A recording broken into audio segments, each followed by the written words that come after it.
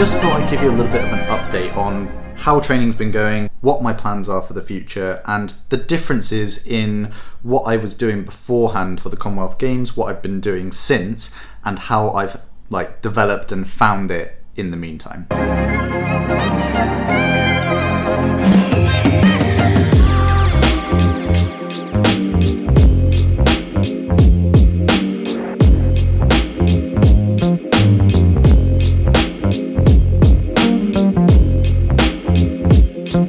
Before the Commonwealth Games, everything was geared towards the short course racing, and by short course I mean draft legal, sprint distance, Olympic distance racing, where it's quite intense. A lot of it banks on the swim, because if you don't get to the front of the race in the swim, then you could be out of the race for the rest of it and not make the front at any point. Whereas since the Commonwealth Games, obviously I took a little bit of a break. I went to Greece, had a really, really nice time, lived my life, but didn't do any training, and therefore lost a little bit of fitness, had COVID, and since then have been building towards being a long course athlete.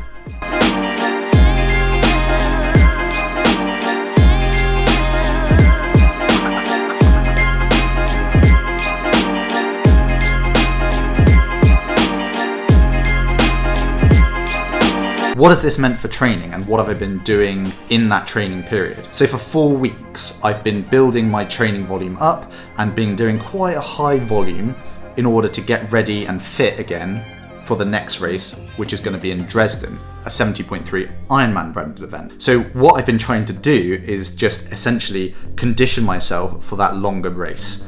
And I've been doing that through doing a little bit more tempo in the running and also on the bike. So not too dissimilar to short course training in general. It's just one extra session a week, running and cycling, all managed really carefully on the intensity side of things, so as to not overcook myself and completely ruin myself. That isn't sustainable, as in I can't sustain it over a long period of time. So everything I've been doing, I've been trying to be as sustainable as possible week in, week out, and keep that volume about that 27 to 30 hours, so probably floating more so between 28 and 29 hours a week. Hashtag not sponsored. Oh.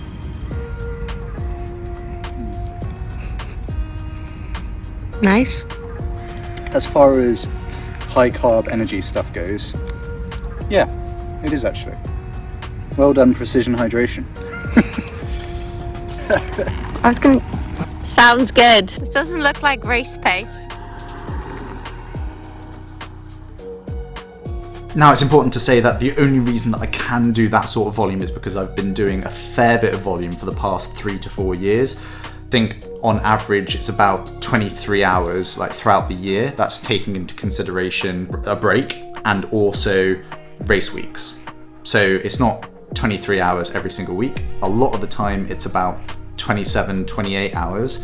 And then as it averages out over the year, obviously it comes down because of race weeks and rests, like I say. Just thought that was really important just to put in there, rather than saying, oh yeah, I just went and did 27 hour, 28 hour weeks back to back, just like that.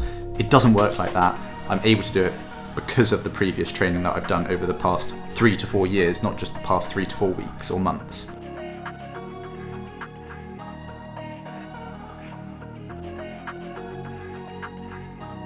Anyway, I've been spending a lot of time on the time trial bike, in position, trying to get comfortable, which it isn't. I'm still not comfortable in that time trial aero position, but I'm giving it my best shot. And all in the hope that when it comes to the race, I can stay in that aero position as long as possible, being fast, but also conditioning the muscles, which are slightly different to being on a road bike, to be able to do it for 2 hours at decent power.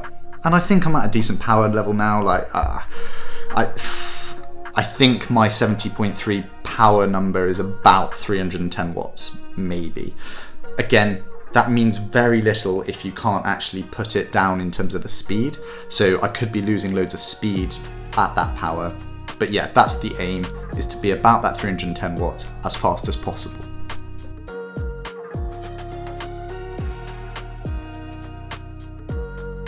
Again, like I said, the other one that I'm working on a little bit more is the running, and again, bringing in that maybe longer session on the Friday, but also a little bit of a tempo run as well. But the combined like intensity increase of these two disciplines has really put me through the ringer. Like, I have managed to handle the load over the past 3 or 4 weeks, but it's been tough. Like, don't get me wrong, like, I've really struggled in especially the past week or so. Like, fatigue levels have been high, like higher than probably the lead into the Commonwealth Games and other competitions. But that being said, I think it's had a really good training stimulus. I feel really, really fit. Whether or not that translates into a race performance, we will see. I hope so. Like, I haven't put in all this hard work for nothing.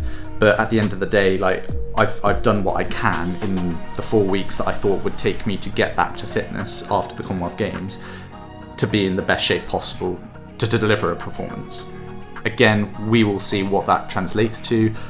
I'm really looking forward to it. Like, I am buzzing. I really hope that my swim's in the place that I think it is, in terms of hopefully being able to be towards the front of the race, put myself in a decent position to be able to deliver a good bike run.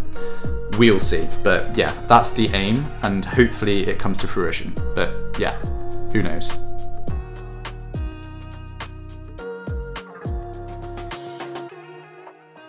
I have obviously still been doing sessions on the road bike. I've been doing my long rides on the road bike, and I've been doing some hard sessions on the road bike to be able to train with the guys so that I have a bit of company, they have company, I'm being an asset to the squad as well by helping them in their sessions and vice versa. So yeah, I think that it works really well in the respect that I really enjoy the squad's company, but at the same time I have to be an asset to them, otherwise my spot in the squad is kind of like, well, why are you here if it's a short course squad at the end of the day, it's not a long course squad.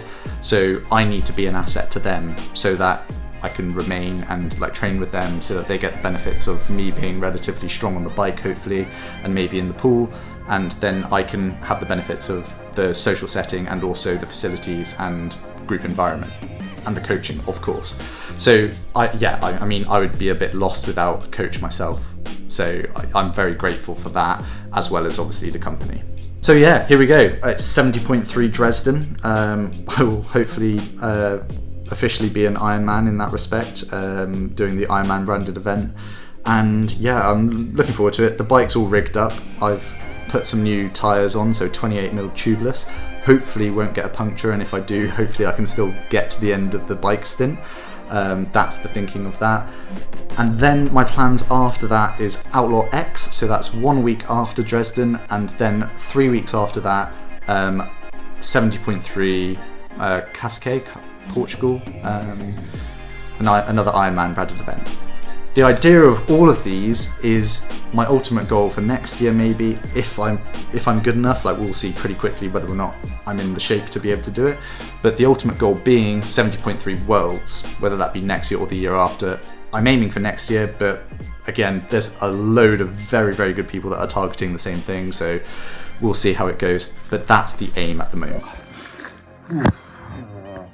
So 2 quick things about that ride. One is my Garmin happened to say that a new VO2 max is detected, which I haven't seen in forever, so don't know what that is based off of, but sounds about right. It was about 76 on the Garmin, which I have been tested before, and that does sound about here or thereabouts, so that's good. And then the other thing is that I think I rate this stuff, Precision Hydration. It is really, really good. I fared really well in the session, but at the same time it tastes all right, or not very much, and was easy to digest. So yeah, really, really good. And the other thing from doing my first bike TT session outside is that I don't know whether to be worried or not. I think the more I know about training and racing and what it takes and where I am as an athlete and what my actual capability is, the less I'm confident in my actual ability, if that makes sense. I know I'm fit. I know I'm fitter than I have been. It's just I know that I'm not as fit as I thought I was at one point. So yeah, it's a funny one. I hope that I'm going to be competitive, but at the same time, we'll have to wait and see. I mean, less fitness has correlated to a half decent result in the past, so I'm hoping that it means that I can perform well at this one, but yeah, we'll see. Competitive field though, so gotta have my A game. Right, time for a shower and chill out and yeah, just refuel, rehydrate to go again. So yeah, that's a full update on where I am, what I've been up to. Oh, I guess the only other thing to mention is that I did do a long ride on the turbo on the time trial bike recently, and that twinged my ankle slightly. It's before the Commonwealth Games, I twisted it or rolled it on one of my training runs or sessions, should I say, and it did flare up. It was fine for the Commonwealth Games, like it had settled down by then, but I think a long ride on the time trial bike, because it's in a slightly different position and obviously static on the trainer, it feels like it might have just twinged it slightly, so it's not 100%. I'm hoping so much that it's absolutely fine for next weekend and the week lead in, because it's quite uncomfortable at the moment, but just trying to get it to settle down. Should be fine. Not going to make any excuses, like it should be fine. I did a big session on it yesterday, so yeah, we'll see, but I'm hoping for the best in that respect. But other than that, yeah, no, I think it's all gone well. I'm looking forward to racing, and yeah, we'll see how it goes, and I hope you follow along. Thanks for watching, and I'll see you next time.